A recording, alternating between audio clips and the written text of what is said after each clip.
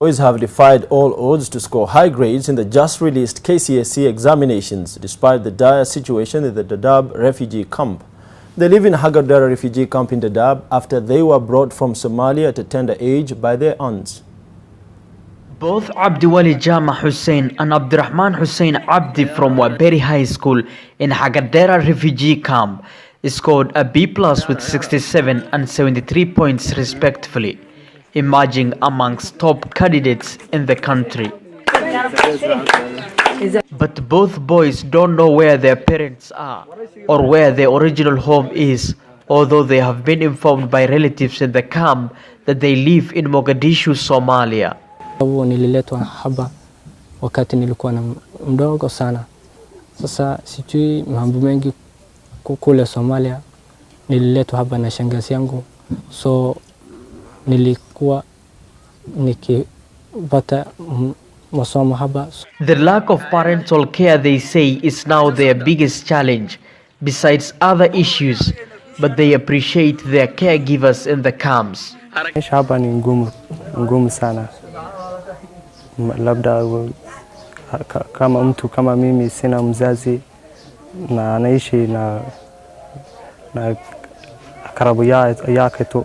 20-year-old Abdiwali, who wants to pursue petroleum engineering at university, says he refused to let challenges in the camp obstruct his success. Wale wako bado shuleni kumfanya bidii sana. Masomo ni muhimu kwa maisha. Abdurrahman owes his success to Almighty God and all who assisted him, including his aunts, teachers, and the United Nations High Commission for Refugees and its partners.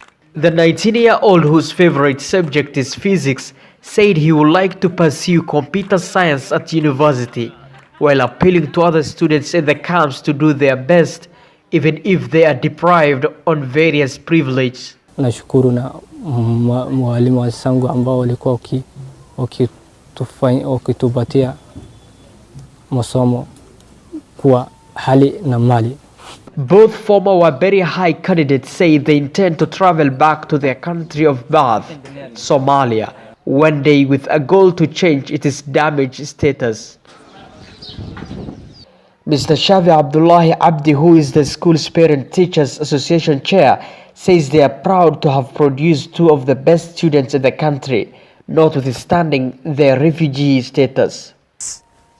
intaasoo ardayda waxay u baahan yihiin jaamacad gudaha. Waxaan caalamka u sheegaynaa. The PTA chair appealed to the United Nations High Commission for Refugees and other development partners to come to the rescue of refugee students who performed well in their national examinations. In ay si helaan jaamacado. Currently, the 4 refugee camps of E41, E42, Hagadera and Dagahley camps has over 230,000 refugees, most of whom fled from civil war in Somalia, and tens of thousands of refugees are making the journey back home after years in the camps. Salah Mohammed, NTV, Dadaab refugee camp.